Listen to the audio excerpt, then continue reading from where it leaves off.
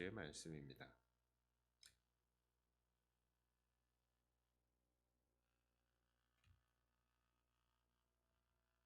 제가 봉독해 올립니다. 예수께서 다시 두로 지방에서 나와 시돈을 지나고 데가볼리 지방을 통과하여 갈릴리 호수에 이르심에 사람들이 귀 먹고 말 더듬는 자를 데리고 예수께 나와 안수하여 주시기를 간구하거늘 예수께서 그 사람을 따로 데리고 무리를 떠나사 손가락을 그의 양 귀에 넣어 침을 뱉어 그의 혀에 손을 대시며 하늘 우러러 탄식하시며 그에게 이르시되 에파다 하시니 이는 열리라는 뜻이라. 그의 귀가 열리고 혀가 맺힌 것이 곧 풀려 말이 분명하여졌더라. 예수께서 그들에게 경고하사 아무에게도 이르지 말라 하시되 경고하실수록 그들이 더욱 널리 전파하니 사람들이 심히 놀라 이르되 그가 모든 것을 잘하였도다. 못 듣는 사람도 듣게 하고 말 못하는 사람도 말하게 한다 하니라. 아멘. 오늘 본문에 예수님께서는 귀 먹고 말 더듬는 자를 고쳐주셨습니다. 주님께서는 그 사람을 따로 데리고 무리를 떠나셨다라고 합니다. 사람이 없는 곳에서 예수님은 그의 손을 그 귀에 넣으시고 침을 뱉어 그의 혀에 손을 대셨다라고 합니다. 좀 손을 이렇게 하신 거겠죠. 두 가지 의문점이 들어요. 예수님께서 왜 그 사람 많은 곳에서 고쳐주시지 않으시고 따로 사람 없는 곳에서 고쳐주셨을까요? 자, 그리고 두 번째 의문은 왜 예수님께서는 말씀만으로도 그 사람을 고칠 수 있으실 텐데 이렇게 수고하시고 손가락까지 이용하시고 침까지 뱉으셨을까요? 자, 예수님께서 병 고치심을 은밀히 하신 것은 아마도 아직 예수님의 때가 아니었기 때문일 것입니다. 7장 중반에 보면 두로 지방에 가 계셨는데 그곳에서도 주님은 조용히 계시기를 원하셨던 것 같습니다. 그런데 그래요. 자, 그 다음에 이 두 번째 질문, 예수님께서는 왜 그렇게 만지시는 수고까지 하셔서 이 사람을 고치셨을까요? 우리는 그 이유를 절대 알 수가 없습니다. 다만 우리가 알 수 있는 것은 주님께서 그렇게 하시기를 원하셨고 아무래도 그 사람에게 그런 치료가 필요했기 때문이 아니었을까? 그 정도까지 우리는 생각해 볼 수 있겠죠. 자, 왜냐하면 그 사람을 낫기를 명하시는 주님의 음성을요, 그 사람은 직접 들을 수가 없었기 때문입니다. 그러나 주님께서 친히 그 두 귀에 손가락을 넣으시고 침을 뱉어 혀에 대시는 것은 아주 직접적인 체험의 방법인 것이죠. 주님께서 그 사람에게 자기 자신을 경험시켜 주신 것입니다. 예수님을 체험시켜 주신 것이라고요. 어찌 보면 거부하고 싶은 치료의 장면일 수도 있겠지만 그 환자는 그 모든 과정을 무사히 지나갔고 결국 고침을 받은 것입니다. 새벽이기 때문에 본문에 대해서 이런저런 생각을 잠시 해보았습니다. 그런데 특별히 이 본문을 통해서 함께 나누고 싶은 것은 또 따로 있어요. 그것은 이렇게 고침받은 자 이후의 삶입니다. 36절과 37절에 이렇게 말합니다. 예수께서 그들에게 경고하사 아무에게도 이르지 말라 하시되 경고하실수록 그들이 더욱 널리 전파하니 사람들이 심히 놀라 이르되 그가 모든 것을 잘하였도다. 못 듣는 사람도 듣게 하고 말 못하는 사람도 말하게 한다 하니라. 자, 주님께서는 그 나음을 받은 사람과 그 주변의 사람들에게 아무에게도 이르지 말라라고 하십니다. 그런데 이들은 가만히 있지를 못하는 것이죠.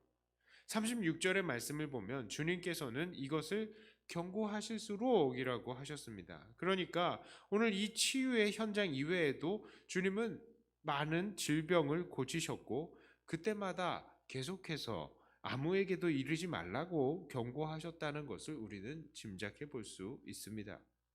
그러나 사람들은 그것에 대해서 가만히 있을 수가 없었습니다. 왜냐? 첫째는 그들의 치유는 결코 숨길 수 있는 게 아니기 때문이에요.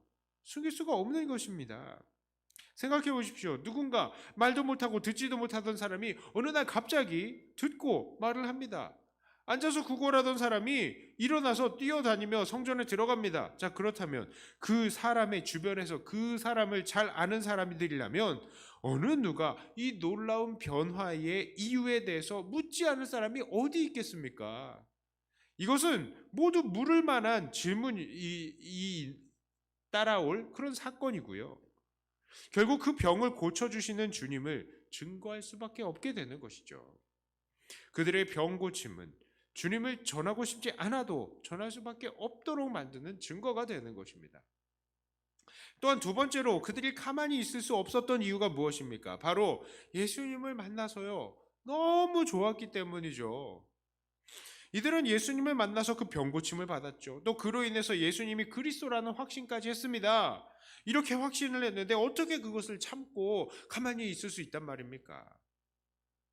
오늘 이렇게 병 고침 받은 사람의 모습은 사실 우리의 모습이 되어야 합니다. 오늘 이 병 고침 받은 사람도 결국 예수님이 그리스도라는 사실을 인정하고 영원한 생명을 얻었을 것이고요. 그래서 그렇게 자기가 병이 나았다는 사실과 예수님께서 그렇게 자기를 고쳐주셨다는 사실을 숨기지 않았던 것이죠. 우리도 마찬가지가 되어야 합니다.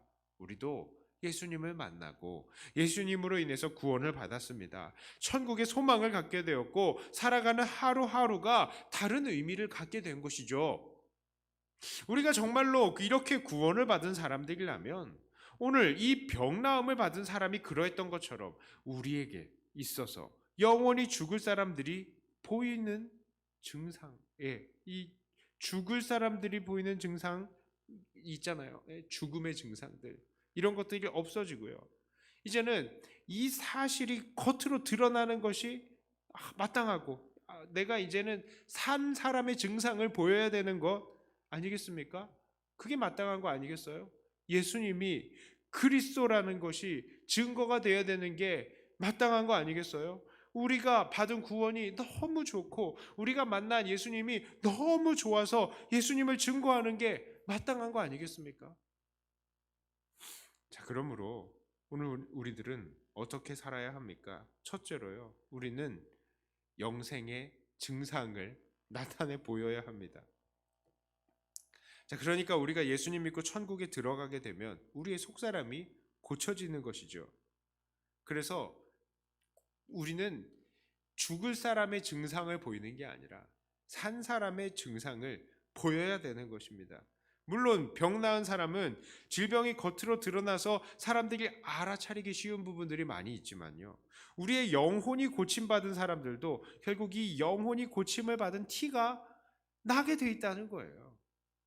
베드로전서 3장 15절에 이렇게 이야기합니다. 너희 마음에 그리스도를 주로 삼아 거룩하게 하고 너희 속에 있는 소망에 관한 이유를 묻는 자들에게는 대답할 것을 항상 준비하되 온유와 두려움으로 하고. 그렇습니다. 우리가 마음속에 천국의 소망을 가지고 살고 있으면요, 이것이 겉으로 드러나게 돼 있어요. 그리고 결국 사람들은 우리에게 묻는 겁니다. 야, 너는 왜 그렇게 웃냐?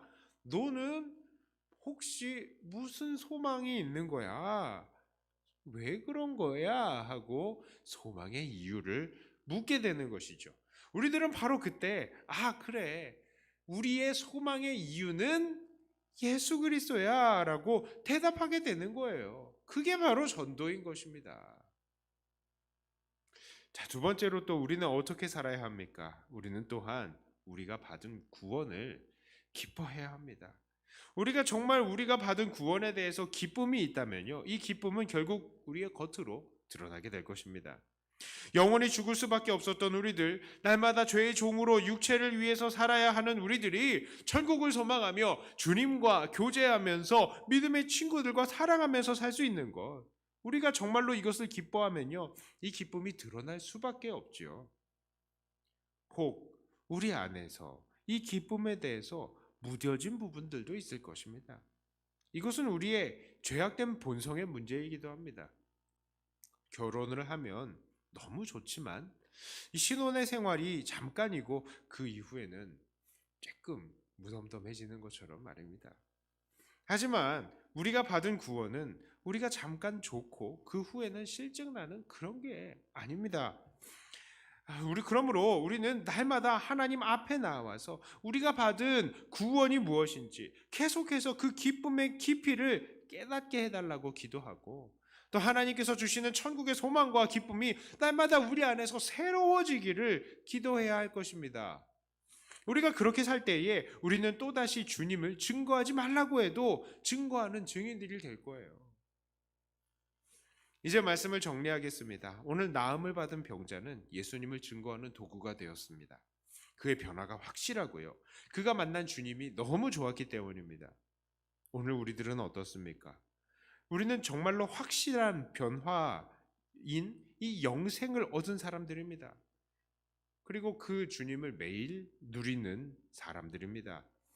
혹시 오랫동안 만나지 못했던 친구들이라든가 아니면 예수 믿기 전에 알았던 사람들이 예수 믿은 후에 우리를 만났을 때 혹시 이런 거 질문하지 않습니까? 야, 너 뭔가 변했다. 예전엔 분명히 그렇지 않았는데.